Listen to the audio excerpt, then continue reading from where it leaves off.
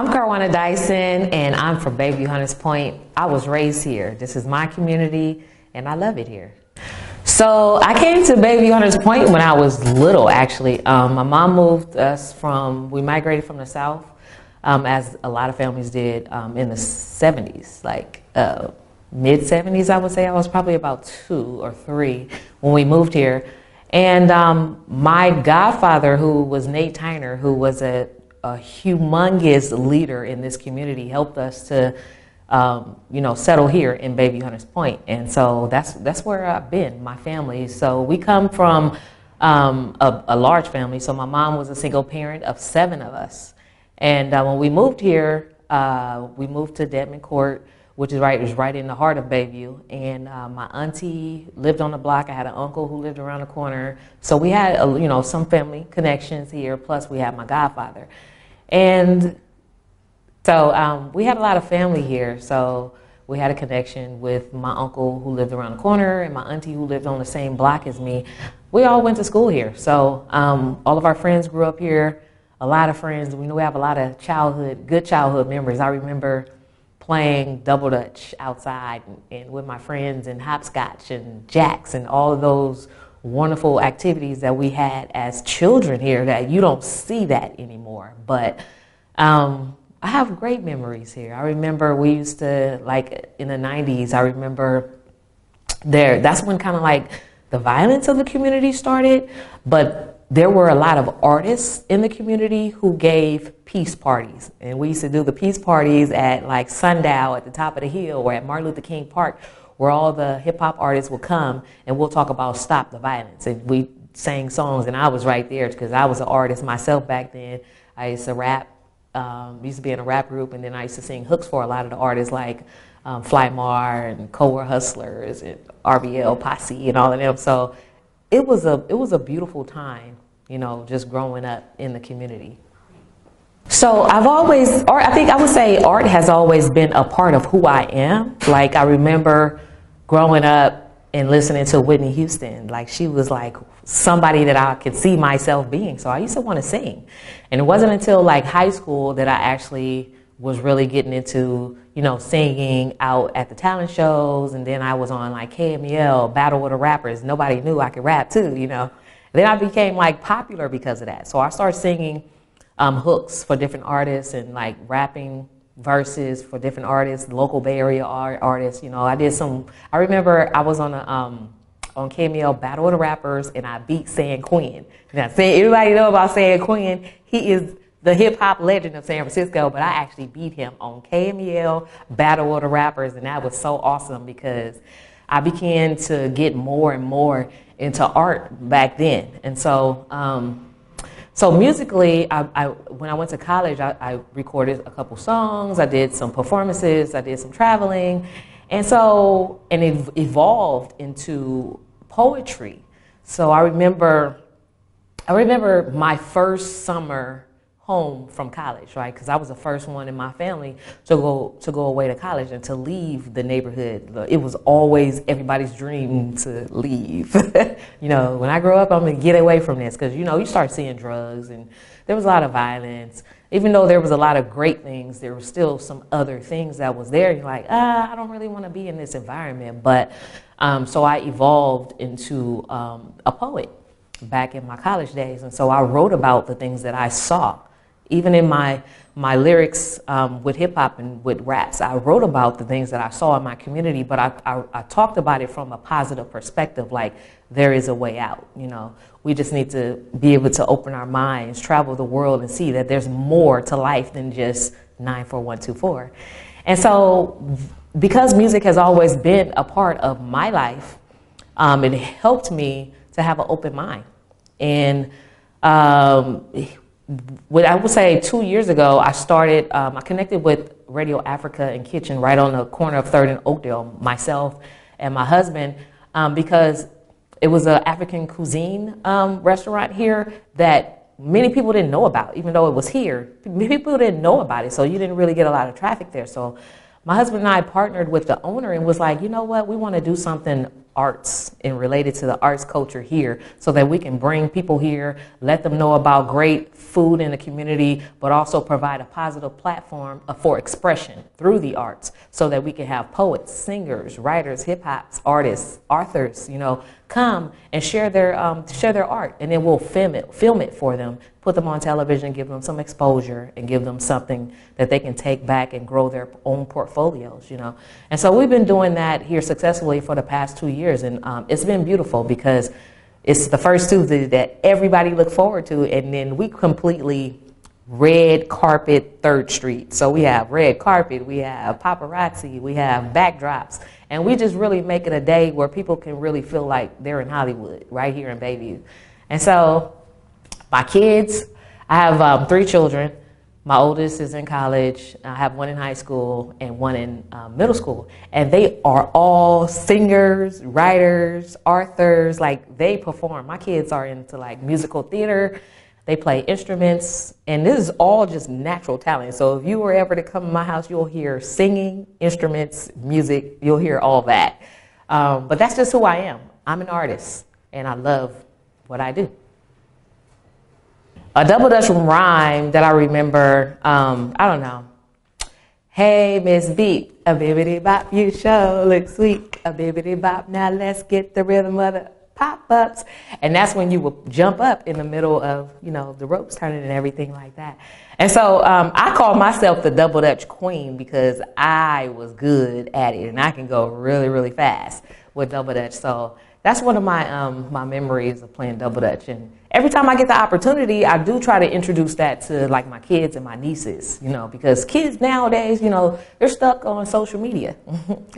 But I'm like, nah, let's go get some jacks. Let's get on this floor and let's play, you know, like kids are supposed to play, because I'm still a big kid at heart myself. So now lyrically, I say, as a hip hop artist, I don't really remember any of my my rhymes. This was just so long ago, but I can sing for you guys. I can. And I'm singing something from one of my favorite artists, which is Erykah Baduizm. Bag lady, you gon' hurt your back, dragging all them bags like that. I said nobody ever told you. All you must hold on to is you, is you, is you. One day they gon' say you crowding my space. I say one day they gon' say you crowding my space. Okay. Well, you know, I'm very optimistic about the future here in Bayview Hunters Point. There's a lot of change, and people talk about gentrification that's going on, and you can see it. There's a lot of changes. And I remember, you know, 15, 20 years ago, a lot of the foot traffic that you see in the community was not here. And so I always tell myself and my peers that change is good. You know, you're going to either learn to be a part of the change or you're going to be left behind. So the only ones that's complaining negatively are the ones who are not trying to be a part of the change. And for me, having things like the First Tuesday spoken word is being part of the change. So it's allowing people to come and express themselves on a platform that we can actually air on television and reach, you know, viewers, you know.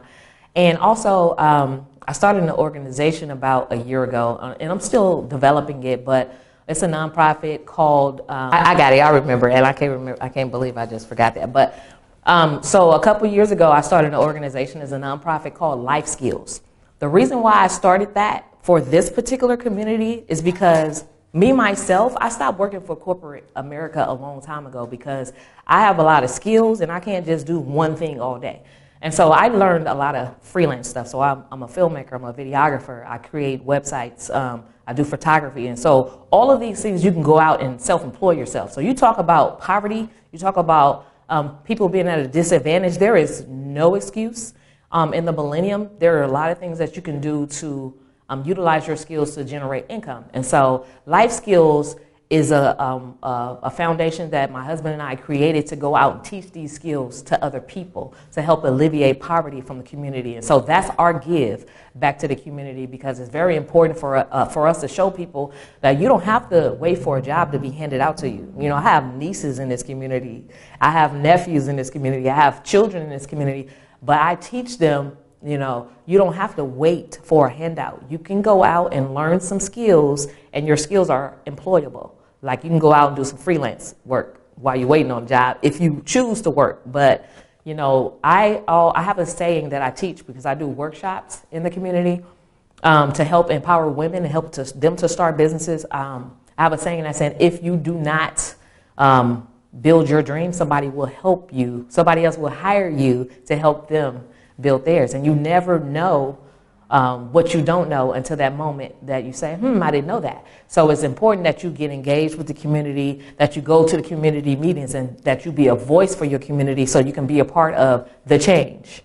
And when it comes to the 3rd Street corridor, there's a lot of businesses that used to be here. Like, I remember we had not only black barbershops, but black pharmacists, black grocery stores. You know, it was a thriving African-American community. We still have some black businesses over here, but the businesses are struggling along the 3rd Street corridor. I don't know if it's because of the blight in the community, but businesses who come here struggle.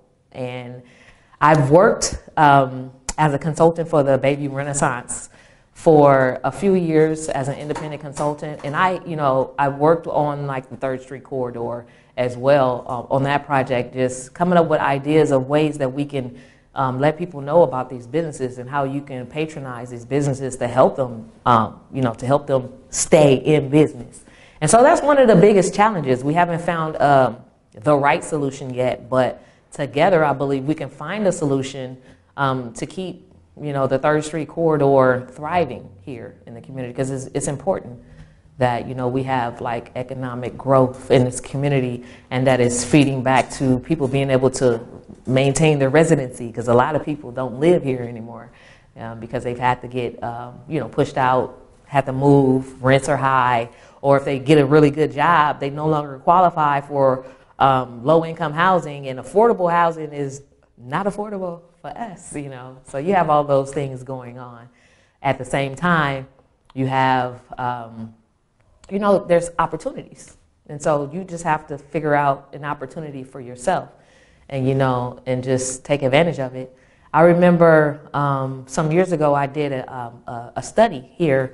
I received a grant from the Knight Foundation to do, I guess it would call a study on accessibility. So how are people able to access the internet, and is the information on the city websites accessible to them? And from the study, I found that the resources is not so easy for people to just go online and look for information and they get it. It's embedded, deeply embedded and buried. Buried, that's my countryside coming out. But deeply buried in like websites. Like the city website is crazy. Housing, well, how can you, there's no way to just go, okay, I need housing. I need something that I can afford. You'll have to click and go through this page and go through this page before you can even get the answers to what you're looking for. And so collectively as a city, as a community, as a people, as parents, as leaders, there's a lot of work that needs to be done. Not only just in Bayview, but in the city and in all communities that are considered underutilized or, disadvantaged communities. We need a lot of help, But I believe that the artists of the community could be a big voice because of the way that we express ourselves through the arts, whether it's through paint, through poetry, through music, through, statues that's in the community. Because you see a lot of development going on and you find like little beautiful art pieces, but there's a lot of people from the community who can do that art. And so one of the ideas that I thought of as an artist, and I would love to be able to do this one day. So there was a thing called the Big Five, right? These are the Westbrooks and the Exponella Jacksons and all these great women of the 70s who went and fought for the naval housing to become Bayview Hunters Point, what it is today, so that people can actually live here, right? So this legacy, the street names in Bayview Hunters Point, the Mabrys, Westbrook, Coleman, these are people who lived here, who got their names on the streets signs because of the things that they gave and contributed to the community, like Ruth Williams. We're sitting in the Ruth Williams Opera House, Bayview Opera House. That was a person, that was somebody's mom who fought to make sure the funding was here so we can run programs at Bayview Hunters Point. And so I thought it was very important, even though we're going through gentrification, to document that legacy. And I would love to be a part of that documentation, to have, okay, near the street names, maybe there's a plaque of who this person was and their connection to that street name. Because as the community changed, our history is getting lost. And so that's another reason why my husband and I have the Dear Bayview film project that we're working on, so that people can document their video letters, their letters to Bayview. What has Bayview been for you? What has it done? The changes that have come. And so hopefully we'll be able to capture the legacy here in Bayview. So my take on the history of Hunters Point and why it's important to document that is because we've lost a lot of our leaders because, age, natural death or whatever. But I feel like my generation was not taught what that generation knew, They knew some things. So they knew how to go to legislation and to get the votes and to make a difference in your community. We weren't taught that, and I would say my guess would be because during the 90s, that's like the big drug epidemic. 80s, 90s, crack cocaine was introduced into our community, and it destroyed a lot of families. And so the leaders who were supposed to pass it on to my generation, they just wasn't there. And so learning now some of the legacy and the history and what these people did, I feel like there's room for new leaders to rise, new leaders to be the voice of Bayview Hunters Point. And if you don't take advantage of that, if you do not step up to the plate, then somebody else is going to make the decisions for this community. Somebody else is already making the decisions for the community. And my thing would be, don't sleep, don't sleep on it. You need to make sure that we're staking a claim in our community that was once very beautiful, and it still can be beautiful in a different way. But if you want to be a part of that beautification of it, you have to, step up and be the voice. You have to be at the city council meetings and the planning department meetings. You have to be involved in what's going on. The crazy thing I want to say is I remember going back to the study that I did about accessibility and information, and I primarily was speaking with a lot of young people in their 20s. And I was like, do you know who the district supervisor is? She's an African-American woman, young, Malia Cohen. They're like, no, never heard of her. Why is that? Why do we have representatives of our community who can't even communicate or connect, or the young people don't know? It's important because the young people are our next generation. So the mere fact that you don't know who your district supervisor is and is making decisions for you and all of these parks popping up in our community and stuff, and you don't have a voice, you don't even play at the park. You rather play basketball or you rather be in a recording studio. There's a problem, right? And so we need to come together collectively, not only the leaders, the supervisors, and the people that are making decisions, but they need to be talking to the next generation who's going to be making the decisions in the future so that we can come to some real solutions. And so I just want to end with that.